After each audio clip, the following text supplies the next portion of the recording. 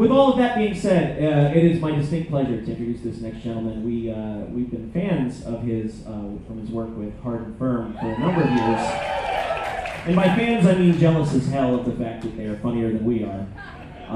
But we've had the privilege of getting to know him over the past year or two, and he, in addition to being hilarious, is an absolutely delightful human being who was described last night, most appropriately, I think, by Kevin Murphy as the human smile. We are so thrilled he's gonna, yeah, I know, that's so adorable! We're so thrilled he's gonna be here with us tonight, so please, without any further ado, please welcome Mike Phirman!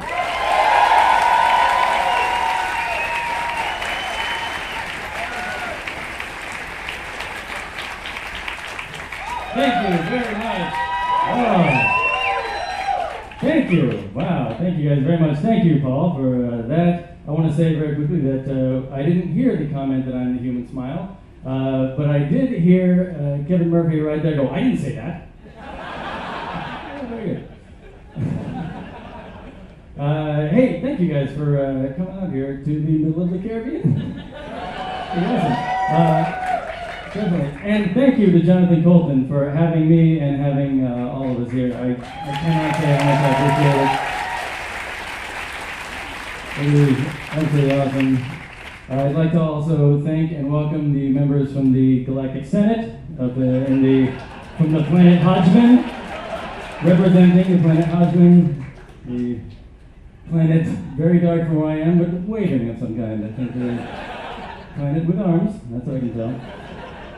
Let's see, we're on a boat. That's pretty cool. That's nice and fun. I don't know if you guys have this, but when I go to my room and I flip my lights on, do you guys also get a scene from The Grudge? Does that happen? I'm not looking in the mirror, man. Forget that. You're a creepy little Japanese kid. I also love that when the boat rocks, you get to have your body shift weights on you by 5 pounds at a time. You get to walk along and go, I'm 5 pounds heavier. I'm 5 pounds lighter. I'm 5 pounds heavier. It's like the carnival scene from Greece.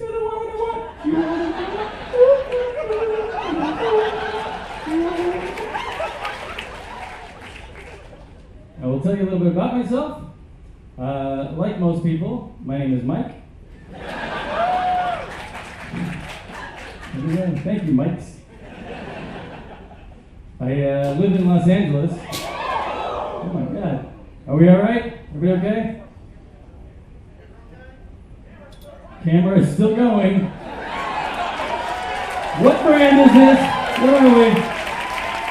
That's a Timex? Are you serious? What is it? Wow.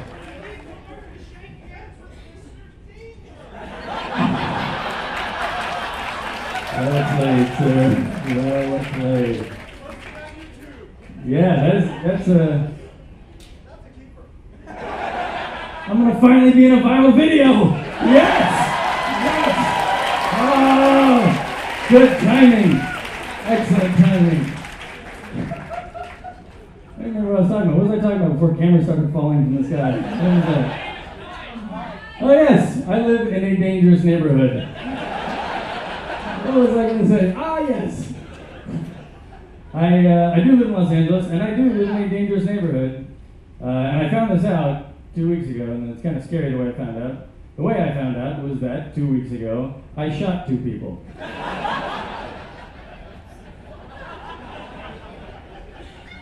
We were just in Jamaica not long ago, a couple hours. In California, I don't know if you guys heard about this, but we had on the ballot whether or not to legalize marijuana. And I was thinking, that would be awesome. I wish they would legalize marijuana. If for no other reason than I am dying to market a brand of pot cookie called Chips of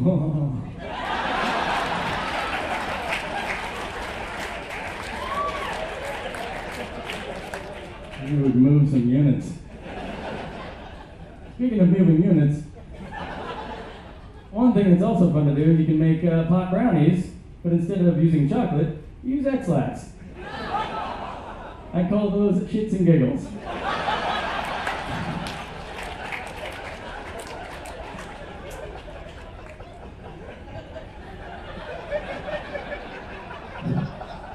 If they do legalize legalize marijuana, I'm opening a dispensary, just so you know, this will be mine, because I already have a name picked out. I'm going to call my dispensary, it's too easy, Office Day Pot. I will stay open by the people that come in on accident alone. Somebody came up to me after a show one time, and they were like, dude, why would you say that? You could actually do that, and now you just gave that away. I'm like, dude, anybody that would actually take that idea and run with it has already forgotten it. Guaranteed. I am safe. No worries. Christmas was just a little while ago. I'm going to start with information and tell a joke.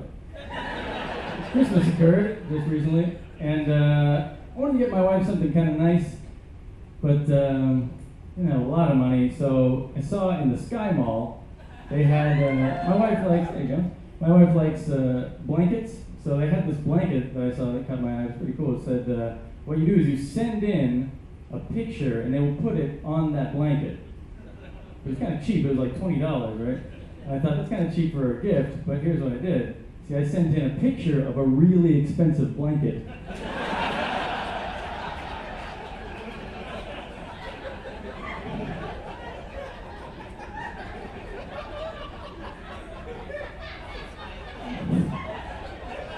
You're a good crowd. There's no denying that. You're bad. That's fantastic. Yeah. Thank you. Yes. Oh my God. That's why I can't see. It's not the lights. This room is hotboxed. Are you kidding? With respect to flyers and advertising, I think maybe one of the worst things you can name your band would be January 5th at 8 p.m.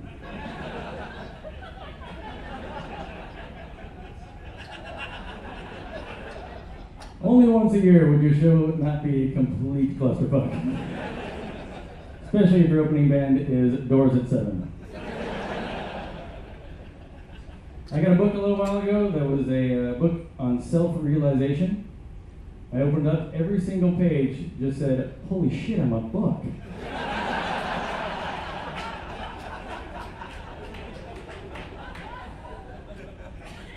Is it alcoholism if I now refer to dollar bills as drink tickets?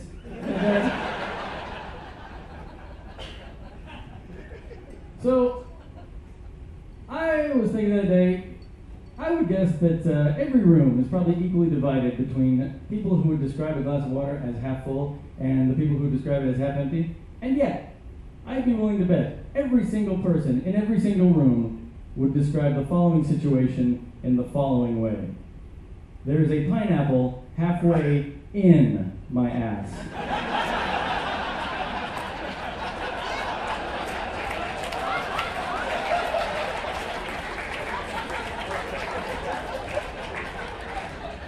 Nobody that positive.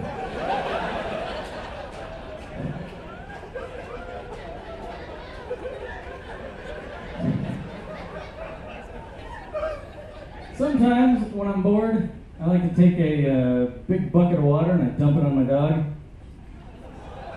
Then I take a big bag of glitter and I pour all over my dog. And then when he shakes himself dry, I pretend he's beaming up.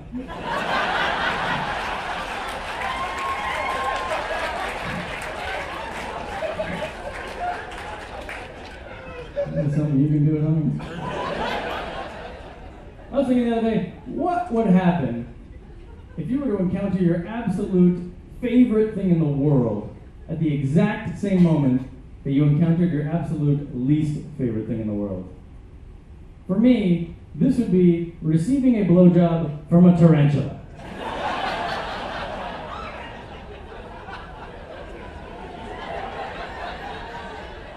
I would be mortified. At first.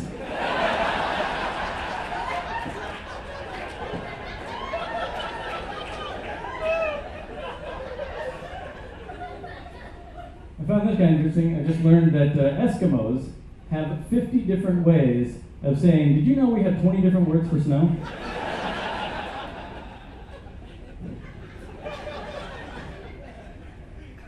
So we're traveling. I like traveling. I have traveled a little bit. One time I did something kind of stupid, and I'll share that with you. I went to Italy, and I thought it'd be really fun to learn some Italian, try to like fit in, blend in, feel Italian for a day, right? So I learned a whole bunch of Italian phrases, and I learned them really, really well. Like I wanted to sound perfect. So I could walk up to somebody and say, "Scusi, signore, dove si trova la banca?" Problem is, I never learned any responses. So I would say, "Oh, scusi, signore, dove si trova, la banca?" The guy would say, "Ah, vai sinistra, vai sinistra, portare la banca." And I'd be like, "Oh, no, I'm sorry. You know what? I don't, oh God. No entiendo. No, God, no, fuck. No, sorry, dude. I have no idea what you just said. I have to go look on a map." You know what that's like? That's like you walking up to somebody on the street and being like, or somebody walking up to you and going, "Excuse me, do you know what time bus comes around here?" And you go, "Oh, yeah, you going east or you going west?" And they go, what the fuck just happened, dude?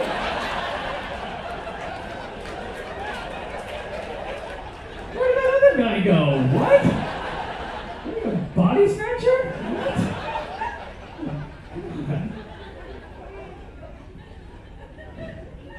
I'll tell you, I have a little baby. I have a little 1-year-old baby. Yes. Give it up for life. I have, give it up for life could mean both. Give it up for life and just keep giving it up. The first thing I noticed, which was phenomenal, is when you have the baby, I could not believe that this little newborn fit inside my wife. And yet, that newborn fit inside my wife. Which leads me to believe newborns are human zip files.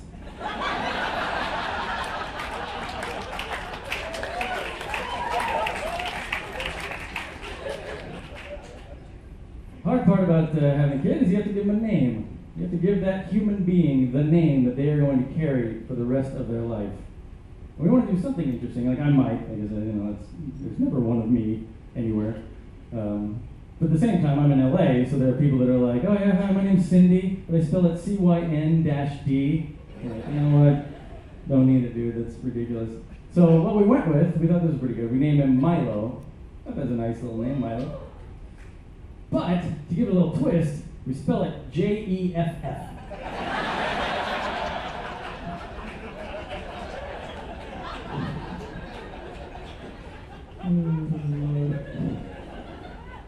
So I'm going to tell you one more thing, and then I'm going to start doing some music here, since I feel like that's what I'm paid to do here. So I love my wife. My wife is the coolest person I know. But I have recently discovered that even my wife's cool has limits. The way I found this out is that I could not, no matter how hard I try, get her to, while we were in the act of making love, could not get her to call my buddy and sing the first couple lines to Randy Newman's "You've Got a Friend in Me." She can't do it.